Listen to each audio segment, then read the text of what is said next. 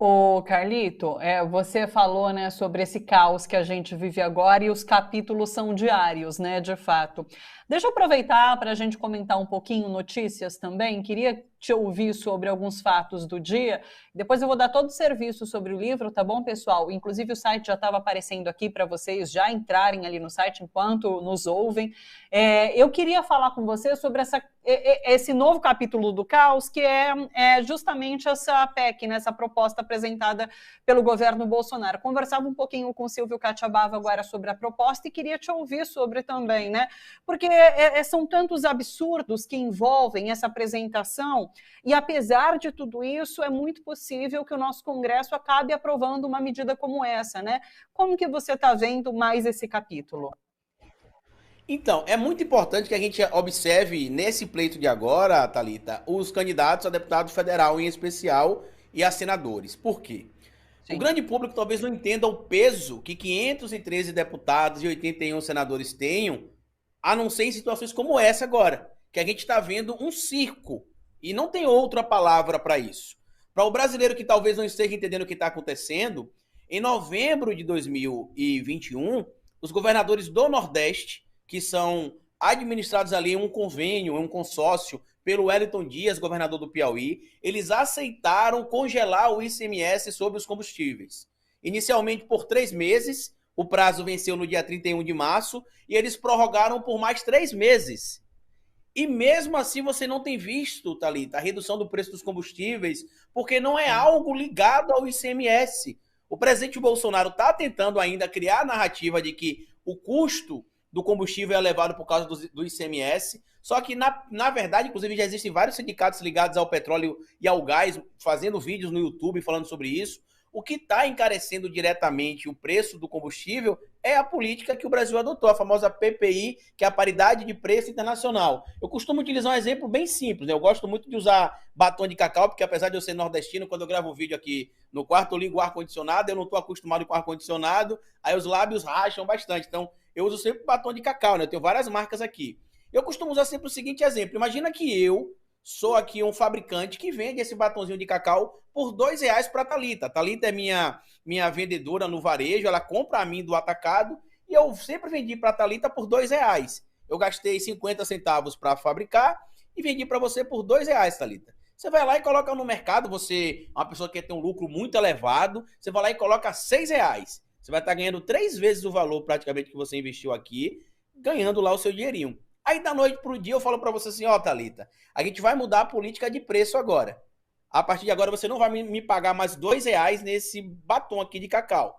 Você vai me pagar agora R$ 6, que era o preço que você vendia no varejo. Só que o meu custo de fabricação é o mesmo, eu vou continuar pagando 50 centavos. A diferença é que eu vou simular, Thalita, que tem uma taxa de imposto que eu não pago, eu só simulo, que faz com que eu aumente o custo da produção desse batonzinho de cacau aqui. E aí você, Thalita, vai pegar esse produto por R$ 6 e ao invés de você vender a 6, como você fazia antes, e ganhava R$ 4, para você ser competitiva, você vai vender ali entre R$ 7 e R$ 8, sua margem de lucro já vai reduzir, enquanto o lucro da Petrobras, que seria o fabricante dessa manteiguinha de cacau, vai continuar elevado e vai estar sendo dividido com os acionistas da empresa. Por isso que a gente não vê, por exemplo, a pesquisa recente que foi divulgada pelo Datafolha mostra isso, que empresários brasileiros apoiam Bolsonaro. Pessoas que recebem mais de 10 salários mínimos apoiam Bolsonaro. Por que será que isso acontece? Porque para esse público está interessante. Por que o Bolsonaro não vai lá, mesmo sendo acionista majoritário da Petrobras, sentado lá na cadeira do conselho? A Petrobras ela não é acionista majoritária na empresa em relação a ações de mercado, mas na cadeira de votação, né, no conselho da empresa, ela tem a maioria das ações. Então, como diz no próprio estatuto da Petrobras, o governo, assim como ele decidiu lá em 2016 com Michel Temer, que adotaria a PPI, sem consultar o conselho, ele também pode agora dizer que revoga. Mas sabe por que isso não acontece? Porque existem pessoas ligadas ao mercado financeiro que têm interesses econômicos na política de paridade internacional que o Brasil decidiu adotar. É basicamente isso.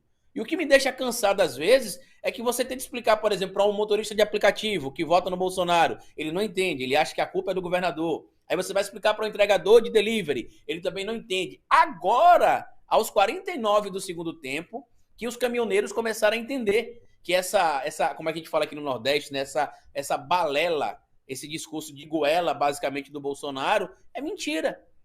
E eu achei, inclusive, desde quando os governadores do Nordeste adotaram essa tática, Thalita, de congelar o ICMS, ainda em novembro do ano passado, para mim já estava claro qual era a estratégia. Mostrar para a população que esse discurso do Bolsonaro é mentiroso. Só que sabe o que me preocupa? O que me preocupa é ver uma figura como Rodrigo Pacheco, um representante do poder, um dos representantes do poder legislativo, que o nosso sistema é bicameral, né? A gente tem um representante na Casa dos Deputados e outro no Senado, cara que é um operador do direito e que, seguindo os preceitos da Roma Antiga, da Grécia Antiga, que o senador era aquele indivíduo que tinha mais idade, por ter mais experiência, por ter mais coerência, a gente fica decepcionado.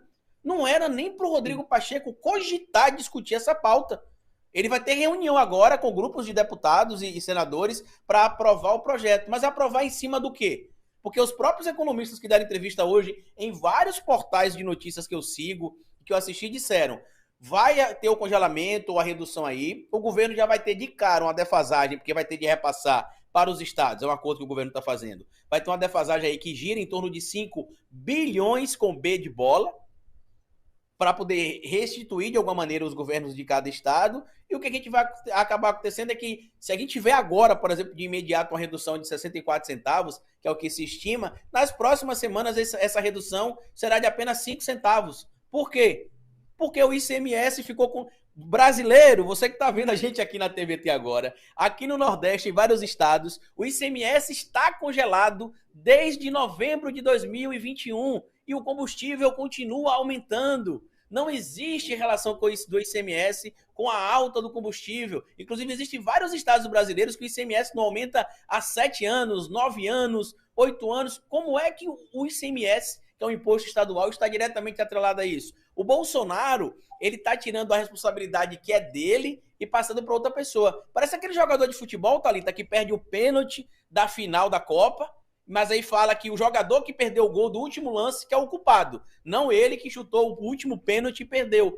Só que a gente precisa cobrar. Você que é do estado A ou do estado B, cobre o senador do seu estado, cobre o deputado do seu estado, porque a gente vai pagar uma conta muito mais cara do que a gente está pagando. O Brasil do Bolsonaro só é bom para 2 tipos de gente. Para gente que é rica ou que acha que faz parte de uma elite. Como a gente viu recentemente o caso do próprio Thiago Leifert, que eu nem sabia que ele se achava superior, né? E ele se acha superior, né? A gente sabia que o pessoal da elite brasileira realmente se acha. É o lixo branco, como diria o Gessé Souza, né? O cara que acha que porque tem a pele branca, que tem uma condição financeira privilegiada, ele é o melhor. Ele está em uma condição melhor que os outros. Só posso lamentar, Thalita, de verdade. E torcer que o tempo passe mais rápido para que essa cronologia do caos fique em um passado nefasto. Deixa eu comentar rapidamente essa questão do Thiago Leifert. Eu tinha falado com o César Calejão na sexta-feira sobre Thiago Leifert, inclusive sem citar o nome, agora a gente até está nomeando, e ele conseguiu dizer mais um absurdo em um curto espaço de tempo. Ele abre a boca e fala uma baboseira. Enfim, foi mais uma essa semana. Não, e estamos falando aqui sobre coisas importantes. Estamos falando sobre a Copa, sobre o Neymar, não vamos falar sobre pessoas inferiores. Ou seja, no momento que o senhor Thiago Leifert, representante da elite brasileira, fala sobre Copa do Mundo, que é um assunto muito importante, o Neymar, que é um assunto outro importante também, brasileiros passam fome, brasileiros vendem os seus transportes porque não podem abastecer, mães e pais dormem na fila do osso para pegar um osso para fazer uma sopa para tomar com o filho, enquanto o Thiago Leifert acha que Bolsonaro e Lula são a mesma coisa. Sabe qual que é o problema da nossa sociedade também, Thalita? A gente superestima algumas figuras. Por quê? A gente pega uma figura como o Thiago Leifert, como o Luciano Huck, como o Rodrigo Faro, como o Geraldo Luiz, são pessoas que exploram a pobreza em troca de audiência, e a gente acha que porque eles estão convivendo no meio de gente pobre, gente sofrida, que eles vão sentir a nossa dor, que eles vão entender a nossa dor. E não, a gente é basicamente um caminho para que eles consigam audiência, através da audiência consigam patrocínio, em consequência, com os patrocínios conseguem negociar melhores salários, basicamente com a miséria alheia. Eu tenho um amigo que ele até brinca aqui no Nordeste, que ele disse que o Gugu não aguentava, né? O falecido Gugu não aguentava ver o nordestino. Que ele já queria mandar o nordestino embora, gravar um vídeo lá no programa dele, né? Pra mandar o nordestino de volta pra casa. Nem perguntava se o nordestino queria voltar, já queria logo, vá pra casa, vamos lá, vamos mostrar sua vida sofrida, como é que você sofre. E não, a gente tem uma vida normal aqui. Agora a gente superestima pessoas como o Thiago Leifert. Ah, porque o cara tem um drama familiar com a filha. Ah, porque o cara apresentou um programa de TV popular. Ah, porque o cara apresentava programas de massa. Ele é fruto da elite. E a elite é isso aí. Recitando a Danusa Leão 2.0 praticamente, né? Que viajar para Nova York já teve o seu glamour. Mas agora até o porteiro do meu prédio pode ir. Ele meio que recriou isso com essa ideia de gente superior e gente inferior. É lamentável. Não tem que dar voz para essas pessoas. É isso. A gente que eu só queria... TV, diga.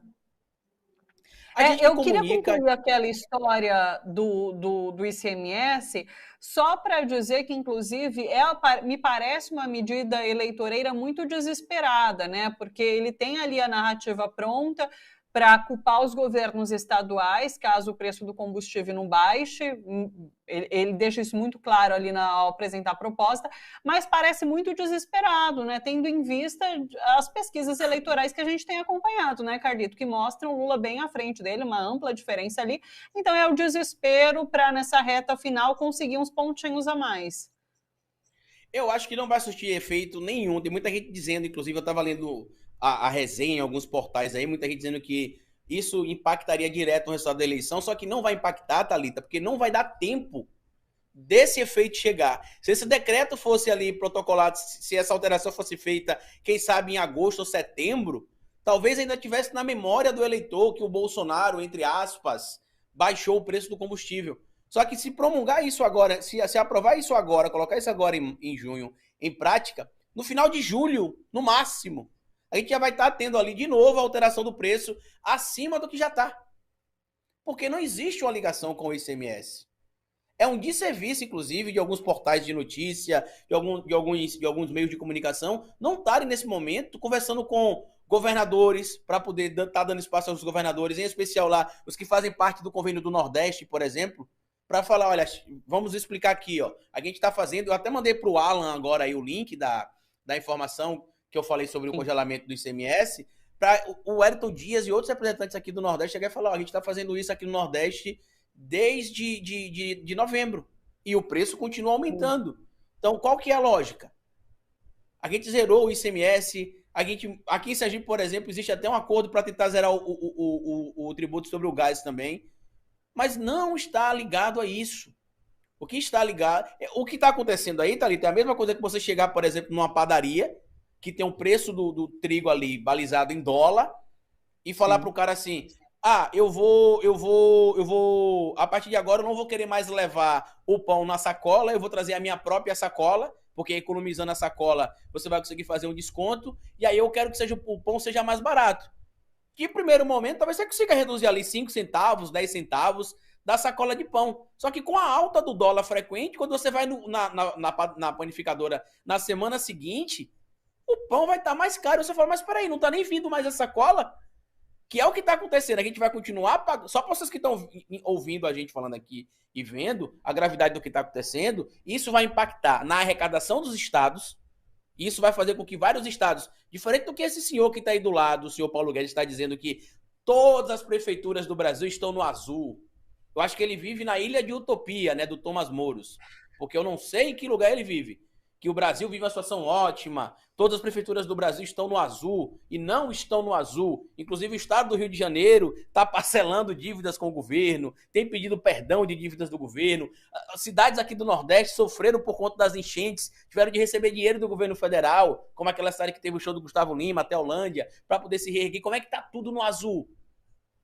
Isso me dá uma certa indignação, porque é algo que já está acontecendo. A gente já está vendo o ICMS sendo congelado há 6 meses e o preço do combustível não para de aumentar. Será que a gente vai precisar desenhar para o eleitor o que é que está acontecendo?